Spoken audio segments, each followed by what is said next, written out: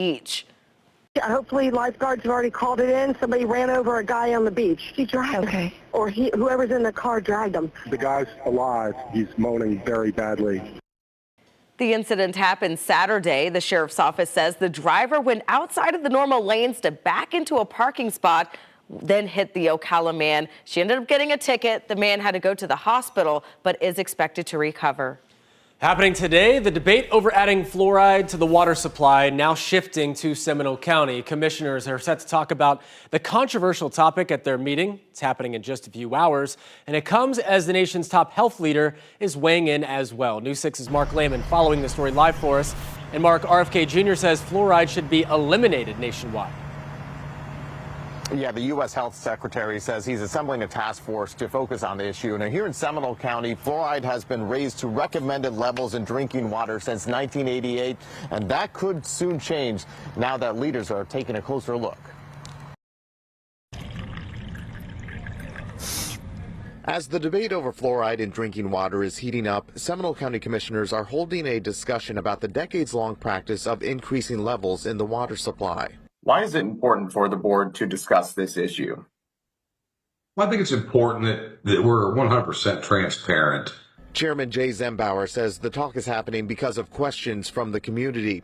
Fluoride in water has long been credited for decreasing rates of tooth decay, but in November, Florida Surgeon General raised concerns about possible negative health impacts, and yesterday, RFK Jr. said he plans to tell the CDC to stop recommending fluoridation. Now we know that there is no systemic advantage, zero systemic advantage, and that the only advantage comes from topical application. If there's a scenario where we need to be looking at it, then we need to take that into consideration. This comes after some cities have recently banned fluoridation and 2 bills are making their way through Tallahassee. Zembauer says fluoride levels in Seminole County are below recommended thresholds. Even so, people we spoke with say they have concerns. I personally would like the fluoride to be out of the water. Why is that? I believe it causes calcification. So you think this is a good conversation to have? I think it's beyond a good conversation. And that conversation on adding fluoride is just that. Zembauer says there will be a presentation and discussion, but at this point, there are no plans for a vote. And that talk gets underway during the second portion of today's commission meeting, which begins at 1:30 this afternoon. For now, reporting live in Seminole County, Mark Lehman, Getting Results, News 6. Mark, thanks. Breaking overnight, a new crew has now arrived at the International Space Station after a liftoff overseas. 2 Russian cosmonauts, along with NASA astronaut Johnny Kim, blasted off on a Soyuz rocket from Kazakhstan just before 2 a.m. And they had the express route to the ISS docking, and the hatch opening is set for about 20 minutes. The crew is set to spend about 8 months aboard the station. Great success. All right. Chief Meteorologist Candace Campos joining us now. Got a few showers on that radar, Candace.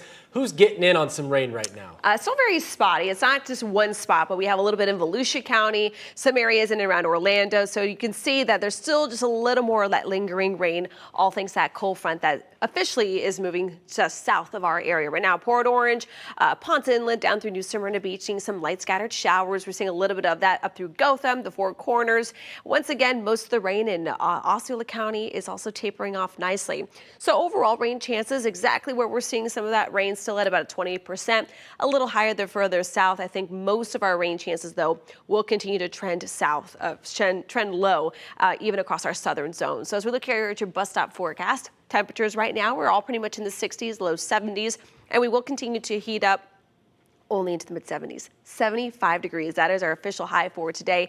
It is going to be a cool afternoon. Still seeing a lot more sunshine in the forecast. And then we're going to start trending a little warmer before we cool down again for the weekend. But notice the temperature trends as that cooler air starts to settle in. Right now we're running between 2 and up to 10, even 11 degrees cooler this morning than yesterday. We'll have more details, though, on those detailed county by county temperatures and a look at the weekend forecast coming up in just a bit.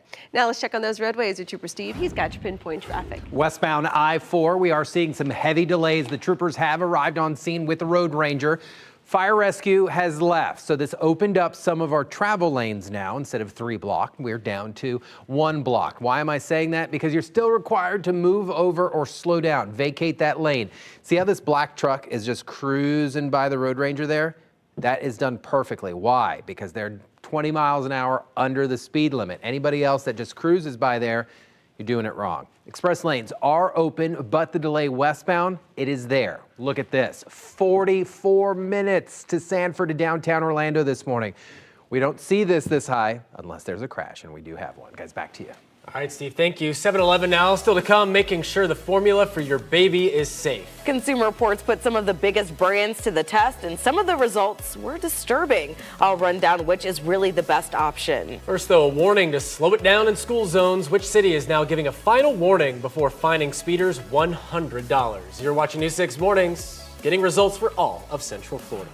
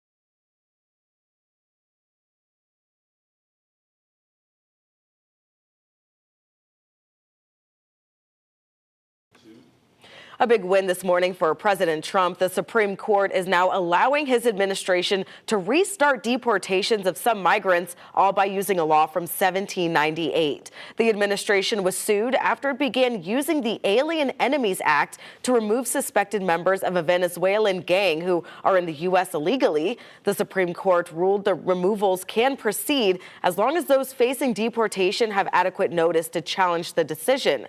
Meanwhile, another ruling from the Supreme Court yesterday involves a Maryland man who was mistakenly deported to El Salvador. The justices said the U.S. doesn't have to bring him back for now. New this morning, the city of St. Cloud is issuing a warning to anyone speeding in a school zone. New speed cameras have been placed near 6 schools. So if you're caught exceeding the 15-mile-an-hour active school zone speed limit by more than 10 miles an hour, you'll receive a warning notice in the mail. But starting May 7th, $100 citations will be issued. The city is just the latest in Central Florida to use the cameras outside of schools. And there are countless options on the shelves when it comes to formula for your baby, but which ones are really the best choice? New this morning, Consumer Reports put dozens to the test, revealing which ones are safe and which ones contain potentially harmful metals. Linda Ramirez had planned on breastfeeding her baby, but when she struggled to produce enough milk, her pediatrician suggested supplementing with formula. I tried different formulas because I wanted to give her the best nutrients. And she's not alone. About 1 in 5 newborns in the U.S. rely solely on formula. And by 6 months, 3 out of 4 babies are using it as part of their diet. Consumer Reports analyzed 41 types of powdered formula. 21 of the formulas tested had little to no detectable heavy metals, including Enfamil Gentilese, Similac Advance, and Kirkland Signature Pro Care from Costco. But there were also worrisome results. Consumer Reports detected inorganic arsenic, a known carcinogen, in 7 baby formulas, and harmful levels of lead in 18 of the formulas tested. Lead exposure in babies can hurt their brain development.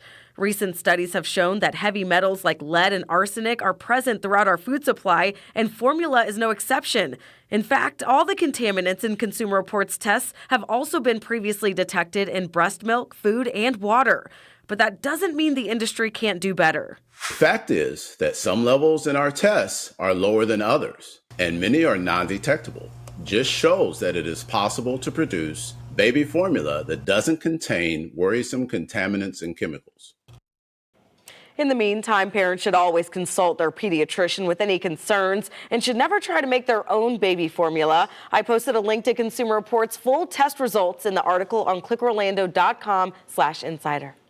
All right, so check this out. An ancient animal's DNA has helped it return from extinction. 3 young, and I'm using quotes here, dire wolves were born in October, and they're being raised at an unknown nature preserve. So this biotech company, Colossal Biosciences, claims that they have taken DNA from a 13,000-year-old tooth and a 72,000-year-old skull to create healthy dire wolf puppies. In reaction to the news has some questioning the facts. When you claim all these great big things and then you don't provide the associated evidence, especially in something as controversial as this, that is a massive red flag. It suggests that, well, at best, they've over-exaggerated. At worst, they're lying. Yes. All right. So up until this claim, the dire wolf had previously been extinct for more than 12,000 years. Nowhere I can find is like the reasoning behind all this. So other than boredom, perhaps? I don't know. Is that them? Is it AI? Also, no one is eager to like bring back the dodo bird, right? Oh, you're right. Right? Like, or dodo bird. Why not bring back the dodo bird? Right, something that doesn't look like anything Yeah. else that's out there. I Right. keep calling this thing a dog, and it's not a dog, it's a wolf. Or just a wolf. Steve It's just like a basic wants one wolf. so bad. But we saw the puppies. Did the puppies then grow to what we see there? I think so. Okay. Yeah. Mhm. I think And So in that means they've had them for a while. Yeah, in an undisclosed location. Yeah. Down the street. Okay, Well, it looked snowy. down over here. Yeah. It looks snowy. It looks snowy. I don't know. I don't think it's in this It's country. all an illusion. As we take a look at what's going on.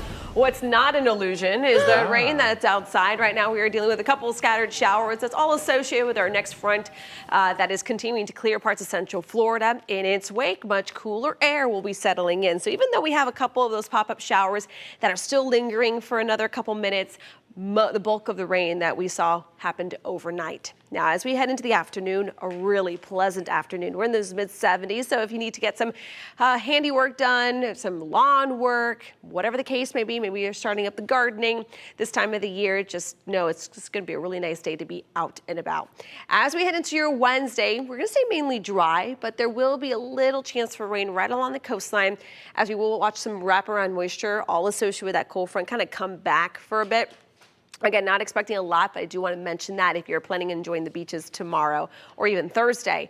And then as we head into the weekends, never too early to start thinking about that weekend. We are going to be back into those 70s as we are awaiting the approach of a secondary front that will cool us down for both Saturday and Sunday. Now, temperatures out the door, we're in those low 60s to our north, low 70s further south. So it always takes a little bit of time for that cooler, drier air to settle in, which is why we have about a 10-degree spread between Ocala and Melbourne and Micah. We're at 72 currently there in Cocoa Beach. But now let's check on that hour-by-hour forecast for today. We're into those mid-70s this afternoon. So playground, taking a longer walk, a bike ride, whatever the case may be, just try to enjoy these nice, comfortable and cooler temperatures because we know they're not going to last long. And then as we head into about 5, 6 o'clock, as the sun starts to go down by about 8, temperatures will start cooling back down. So for the past couple of mornings, we've been waking up in the 70s. So waking up into the mid-50s is going to be kind of a shock to the system. So maybe, just maybe, you might need a light jacket early tomorrow morning in some of our northern zones.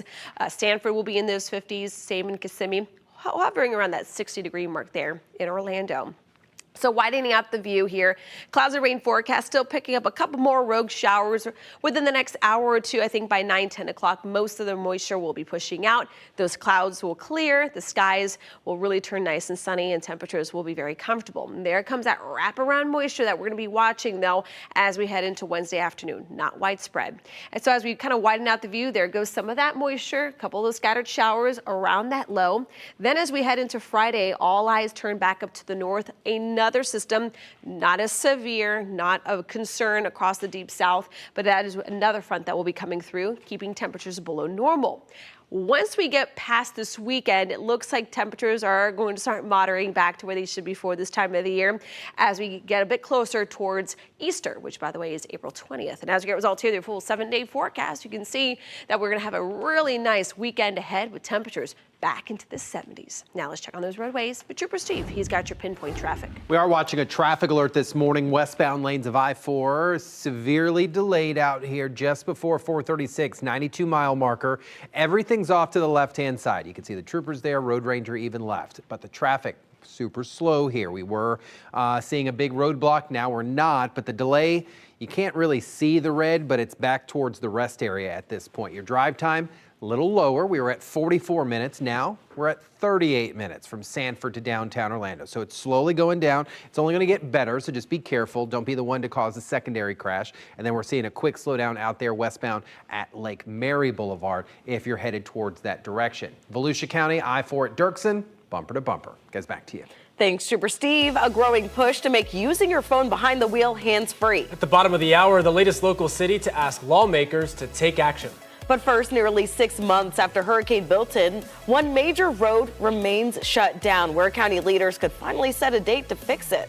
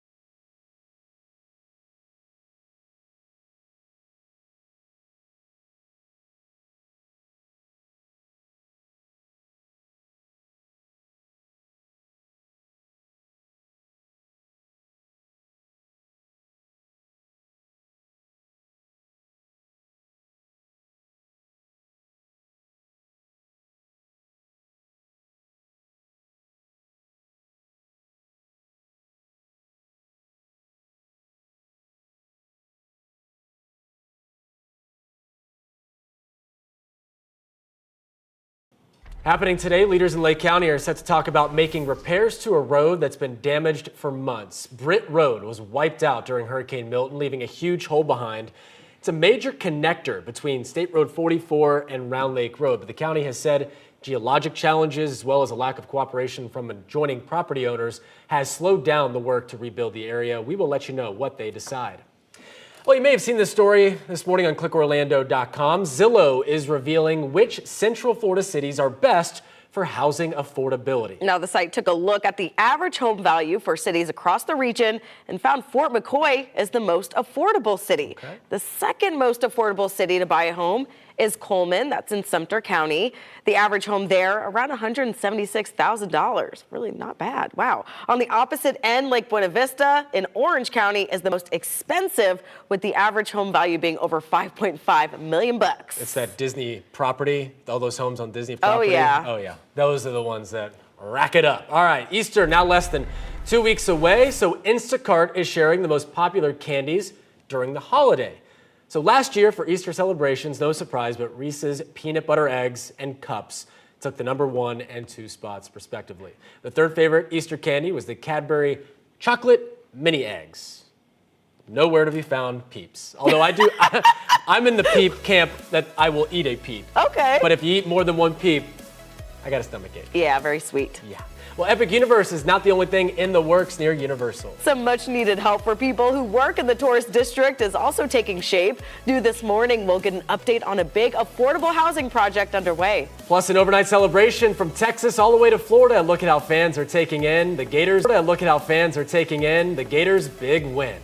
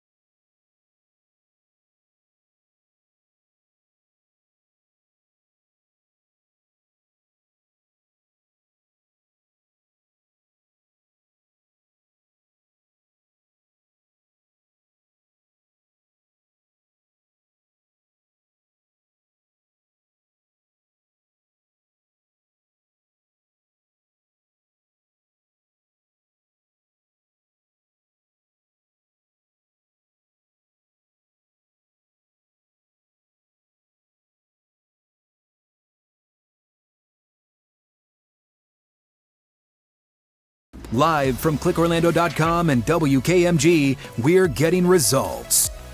Good morning, Central Florida. I'm Chief Meteorologist Candace Campos taking a live look outside. We still got the cloud cover lingering for just a little longer, along with some scattered showers. So again, we can't rule out the chance of a passing shower or two between now and say about 10 a.m. Temperatures right now all starting to gradually cool down into those 60s. Into the afternoon, no 90s. We're not talking about record heat above average. We're actually going well below average into those mid 70s. We're going to gradually warm up a little further towards the end of the week with another cold front coming through just in time for the weekend. Now let's check on those roadways with Trooper Steve. He's got your pinpoint traffic. Right now, westbound I-4 traffic alert causing major slowdowns. We're backed up all the way to 434 this point, but your lanes are open. So add some time, because once you clear that, you're going to be good to go. 36 minutes. We're on the countdown out here from 417 in Sanford to downtown Orlando. You have the slowdown at Lake Mary and then a secondary slowdown up in the Deltona area. The news, well, that continues next. Remember, get updates on any of our big stories, clickorlando.com. This portion of the news is sponsored by AK Certified Roofing. Live from clickorlando.com and WKMG, we're getting results. 7:30 on this Tuesday, a check of the top stories, and the Florida Gators are national champions this morning. The team came from behind to beat Houston in the NCAA final game last night. A welcome home rally is planned for today in Gainesville. A man is recovering this morning after the personal watercraft he was riding on exploded at St. Cloud Lakefront Park. Several bystanders had to jump into action and pull the man up a boat ramp following the blast over the weekend. And today, commissioners in Seminole County are set to take up the debate about adding fluoride to the drinking water. It comes just hours after the nation's health secretary said he wants to see the practice ended nationwide over health concerns. All right, turning now to the weather. It's a great day to be a Florida Gator. And look, you see those little water droplets on the camera there looking downtown, but things are going to shape up to be cooler and drier. Well, I got that update push alert on the Pinpoint weather app saying rain was approaching my area, and yes, just as right on cue, Chief Meteorologist Candace Campos joins us now. That's why we have that app downloaded, Candace. Yeah, if the Mets are using it, then you know it's a good one, right? Because at the end of the day, we're going to continue to track some more scattered showers, making sure you have that Pinpoint weather app, enabling your notifications. We don't bother you that much, I promise. We don't nag. Looking here at the satellite radar composite, here comes that cold front that is moving through central Florida. A couple lingering showers are still getting picked up. You can see there on that Orlando camera. Right now, you can see some of those scattered showers in and around areas of Marion County, northern, just right across southern Seminole, northern Orange County, as well as Polk County, seeing some of those scattered showers. Very fast moving, very light, not going to be sticking around for very long. But if you do get caught under one of them, just give it another 5 minutes or so. It should be pushing out pretty quickly through Altamont Springs, Winter Park, Orlando, out through Ocoee and Claremont. Also seeing some scattered showers, and the bulk of the heavier of the rain now pushing out into the Atlantic off the coast of Brevard. But then the highs, the skies will clear, the rain will move out, and temperatures are going to be sitting nice and pretty. We're in those mid-70s area-wide, but we could get even more of this weather down the road. We'll have more details on what you can expect as we head into the weekend. Coming up in just a bit, someone's birthday weekend. Now let's check on those roadways with Trooper Steve. He's got your Pinpoint traffic. I don't know who that is. Westbound I-4, we are super slow this morning. Earlier crash had a lot of travel lanes blocked. Now just the shoulder out here, but it's Central Florida. We really love looking at crashes that don't involve us. So we're backed up for 2 miles now as we're headed westbound. Just slide into the express lane. You'll clear right by this. But the good thing is this is averaging about a 37 minute drive time from 417 in Sanford to State Road 50. That includes bypassing a lot of that crashed traffic there on the left side. West of Dirksen, starting to build up a little bit. You can see moving at less than 5 miles an hour out here. No crash. Increase the following distance. And we'll enjoy the rest of the day. Guys, back to you. Florida is back on top of the college basketball world.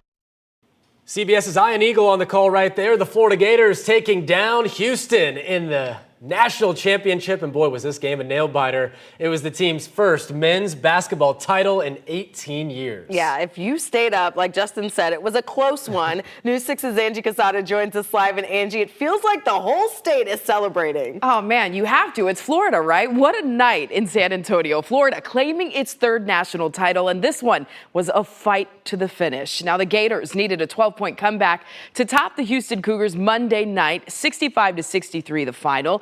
It took defense and clutch shooting, with Florida taking its first lead of the second half in the final minute. The Cougars turned the ball over in the final seconds, and the Gators held on.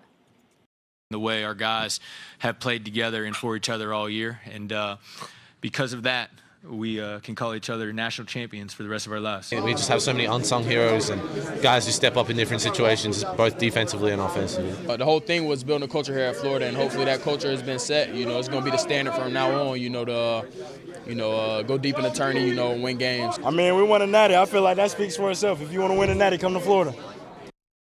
I love that term, a natty. We win the natty. The Gators capped off a dominant tournament run, beating 4 top 4 seeds along the way. And this team, made up of veterans, transfers, and freshmen, came together to deliver a championship that's been years in the making. Angie Casada getting results, News 6. I love it. And Angie, the celebrations in San Antonio went late into the night. Check this out. That's the team rolling into the city's Riverwalk on a boat. The players waved at a huge crowd that gathered along the shore to see the team. Meantime, bars across Florida, they were packed for the game. Fans say this has been something they have waited years to see. I'm absolutely ecstatic. The energy in here is absolutely electric, and it's fantastic to be a Florida Gator.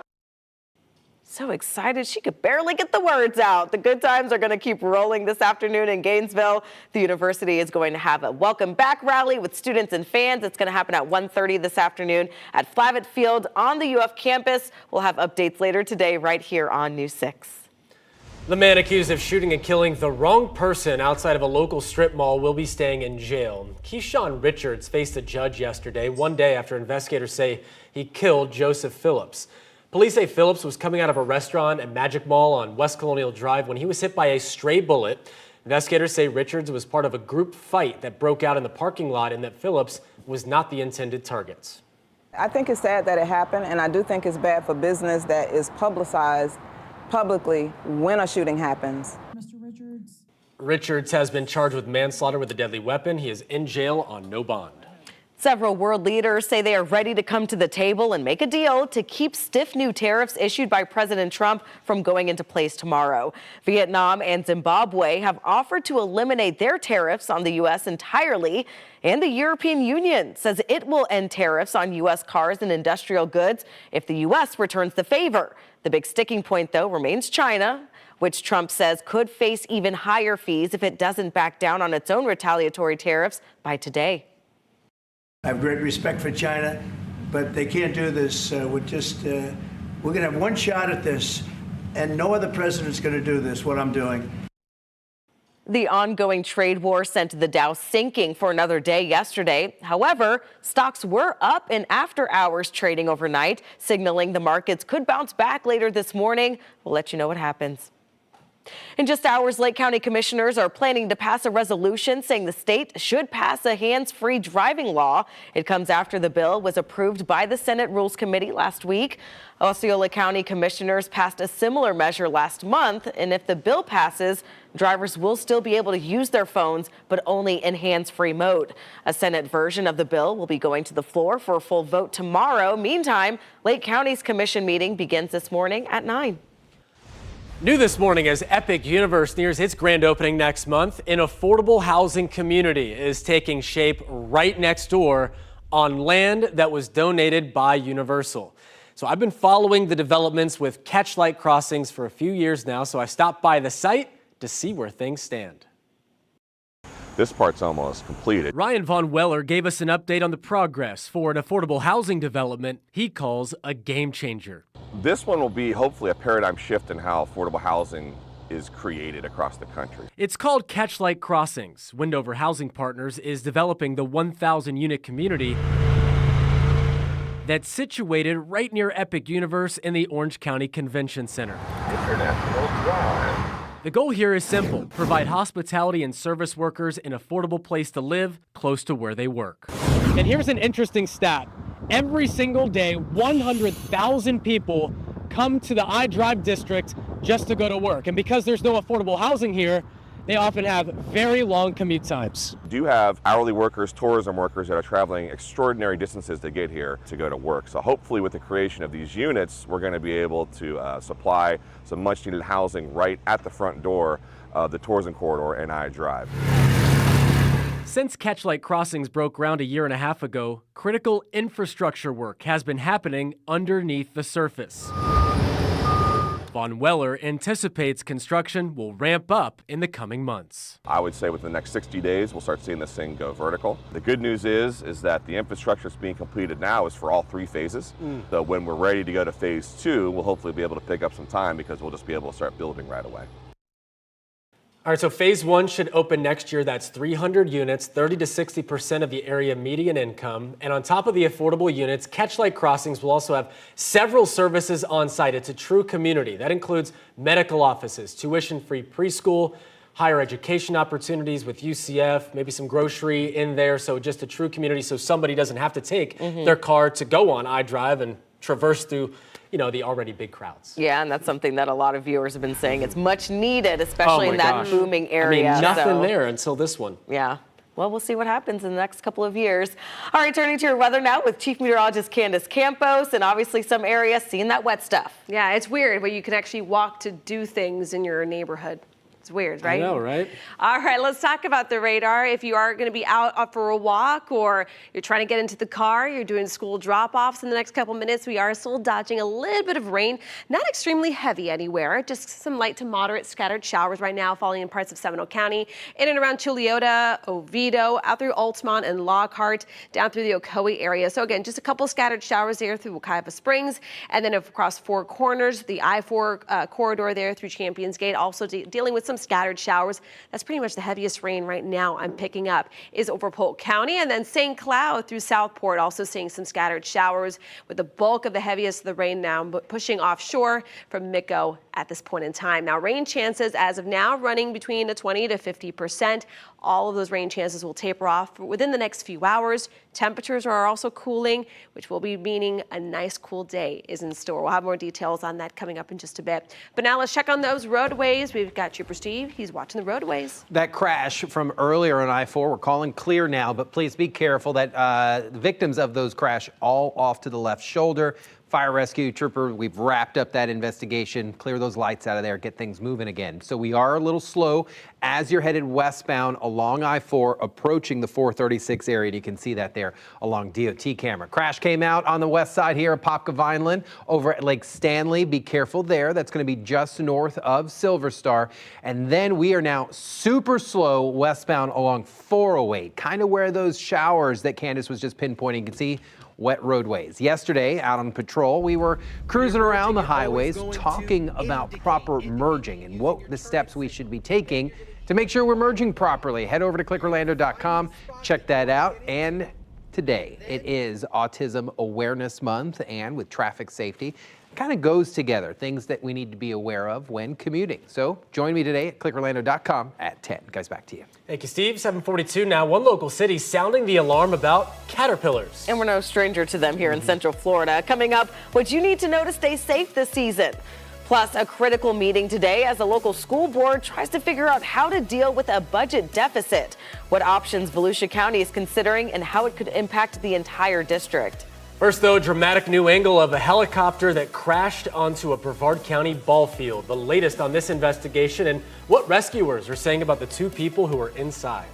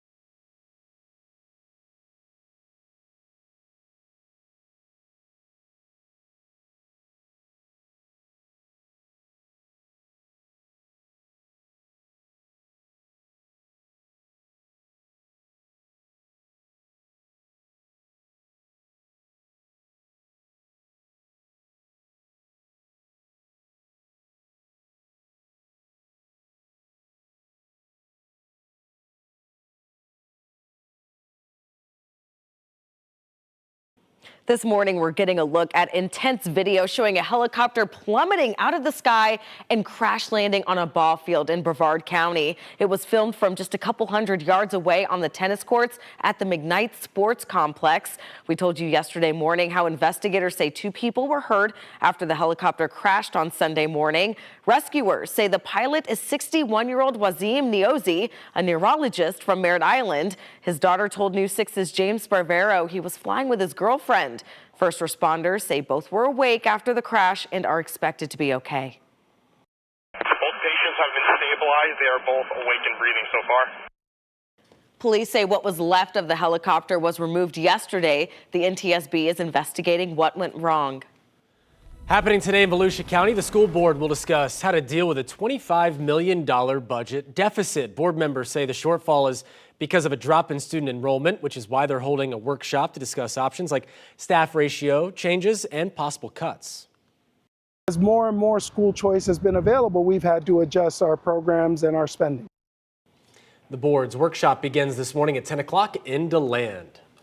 Well, new this morning, you've likely seen these little critters around your house or at work. I know I've seen them here at News 6 and around town, no doubt. They're called Tussock moth caterpillars, and they can give you a rash if you touch them. Yeah, News 6's Stephanie Rodriguez is live in Oviedo, where many local parks are just covered in them. Stephanie, the city is sending a message to residents about those caterpillars. Yeah, Crystal, they are. They want people to be aware that they're everywhere and you'll probably run into them, and that they are covered in tiny little hairs that can irritate your skin. The city of Oviedo wants people to be cautious of tussock moth caterpillars. While they don't sting, they can inflame your skin if you touch them. We're asking people to just be mindful of them. Parents, visitors, if you bring your kids to your parks and you see one, don't play with it.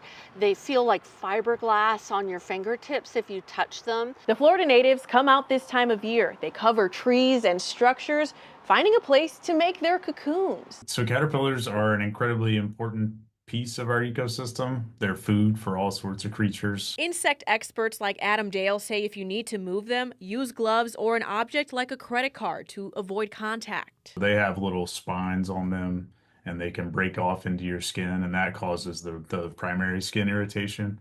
But they do look like little brushes along their back. But those are the ones you don't want to come into contact with. In addition to some of the really long ones that they have sticking off the tips of their body. If you do come into contact with one, remove any hairs with tape, wash the area with soap and water, and apply ice or a baking soda and water paste to soothe the skin.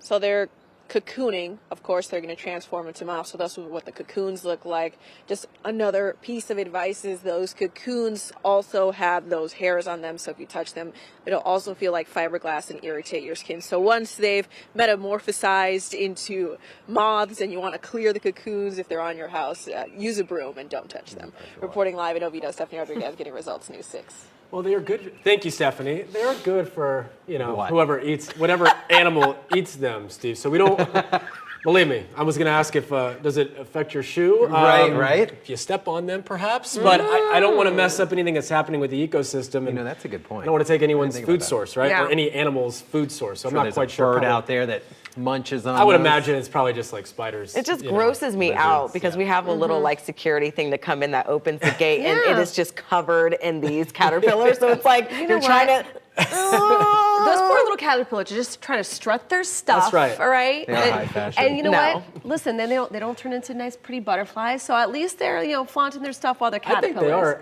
a little cute. I mean, they're pretty. They are pretty looking. I feel bad for all the preschool and lower grade teachers who have to deal with. Don't touch that. Don't touch that. Because they want to at the playgrounds. Yeah. Because these playgrounds are always under these big oak We're worried trees. about kids, and we're telling adults in a news story. No, I think but we're those- the problem. We might be the But problem. us adults need to make sure to tell the little ones. All right, let's talk about the weather forecast across the area. Tempting. Have yours ever touched them? No, but they tell me about everybody who has touched them. Oh, but they know better. Oh, little Brooklyn or little Denver, or he had to go to the doctors. And listen, if you want to hear some tea, just ask the pre-kinder. Little VPKer. All right, let's talk about the weather forecast. It makes for riveting dinner conversations, whether you want to hear them or not. Looking here at the radar, we are dealing with some scattered showers right now. Nothing that's really going to impact your morning commute too much. We're just seeing some scattered showers, but the roads are already wet across central Florida. Across a little further south through Altamont Springs, down through Winter Park, Chuliota, Oviedo area, seeing some of those scattered showers as well as Four Corners right along the I-4 corridor. St. Cloud areas in and around Mico. So again, very spotty scattered showers right now. Not packing a big punch in the forecast, but we just got to work through that rain for the next hour or so, and then we can sit back and really enjoy a nice setup throughout the afternoon. So temperatures out the door, we're at 63 in Daytona, 61 in the Villages, holding at 70 there in Cape Canaveral. The warm spot, still Cocoa Beach at 62, but we're about 10, almost 11 degrees colder the further north you go, indicating that cooler air is settling in nicely. As we take you here hour by hour, notice where our highs are going. Not the 80s, not the 90s, the mid-70s. So the skies will clear. Really comfortable, pleasant day. Humidity is not going to be too much of a factor either. So it's just going to be just a comfortable afternoon. Then later on tonight, where the last several mornings we've been waking up in the 70s, tomorrow morning we'll be waking up into the 50s and low 60s. So a little bit of a shock to the system. If you ask me, maybe a light jacket, just because it has been quite some time since we've seen temperatures that cool in the morning. Then into the afternoon, for today at least, we are going to continue to work out that cloud cover, pushing it further south. We will see that breeze turn in out of the north, and even into Wednesday, it's going to be just a couple of those coastal showers clipping our coastline. You can see it there. That's all associated with kind of the wraparound moisture from what we're dealing with today. So if you're planning on enjoying the beaches tomorrow, just do be aware we might be dodging a little bit of rain, but nothing too bad out there. Now, temperature trends showing that temperatures are going to continue to climb a little bit further by Friday, all leading up to our second front of the week. And notice what it does for the weekend. It brings us right back down to the 70s.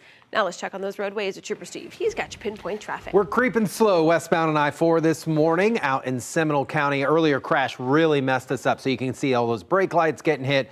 But that's a good thing because then we're not crashing into each other, right? So no secondary crash out there, please. Let's pay attention. We're starting to see the slowdowns all in our school zones, routine hotspots. Apopka Vineland at Lake Stanley Road have that crash hanging out there. And then we're real slow along 408 in both directions as we make our way towards I-4. So please pay attention. I-4 drive time, we're back up 41 minutes from Sanford to downtown, and then 33 coming in from Champions Gate. You can see that slow down out there over by Lake Mary, and then Dirksen. We are bumper to bumper as you make your way coming in from Saxon. Guys, back to you. Thank you, Steve. A community remembers a legendary Orlando businessman. How you can take part in a special celebration for David Siegel.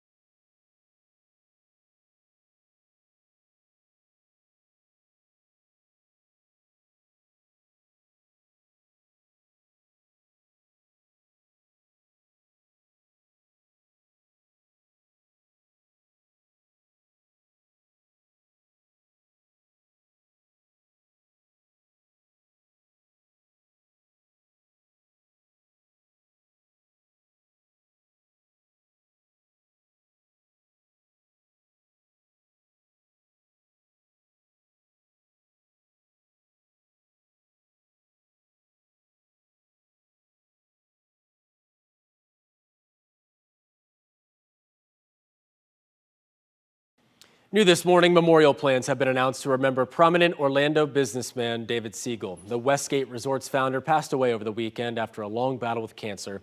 Siegel was 89 years old. His family says a celebration of life will be held at First Baptist Church of Orlando Friday from 4 to 7. In lieu of flowers, the family is requesting donations to Victoria's Voice Foundation, which honors their late daughter, and it's a mission to fight drug overdoses. Scary moments in Illinois. Body camera video capturing the moment a home on fire exploded, then partially collapsed on a firefighter.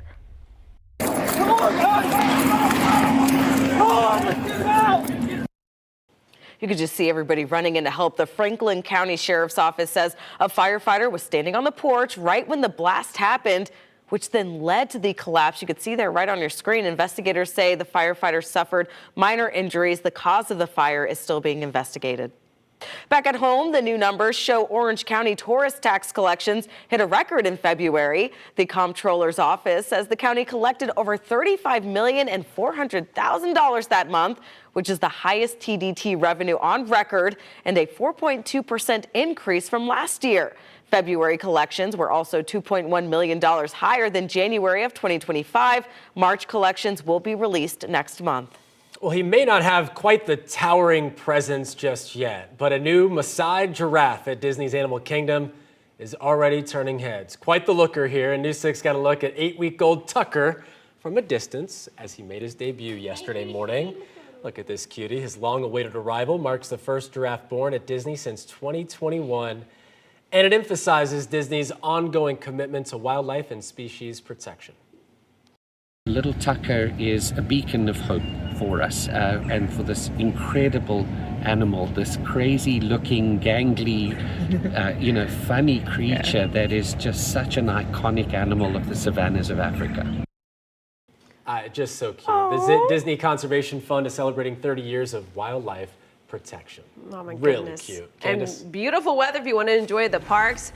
I bet the animals are really going to love this weather. Temperatures out the door right now. We're in those low 60s, low 70s. It's not the nicest start to the morning. We're dodging some scattered showers, but once we get the clouds and the rain out of here, humidity is going to drop. Temperatures are going to feel really nice, very comfortable in the mid 70s, warming up this week with another cold front by the weekend, Steve. Major slowdowns along the Florida Turnpike, southbound as you approach Claremont. Mix that with the construction zone. No crash though, so just take it smooth, please. And then eastbound, we're slow on I-4, and then northbound on the Turnpike in Kissimmee. All right, thank you, Steve, and thank you for joining us. We break news on clickorlando.com. You can also find all of our stories on our new 6 Plus app for your TV. Hope you have a great day. Be dry. See ya.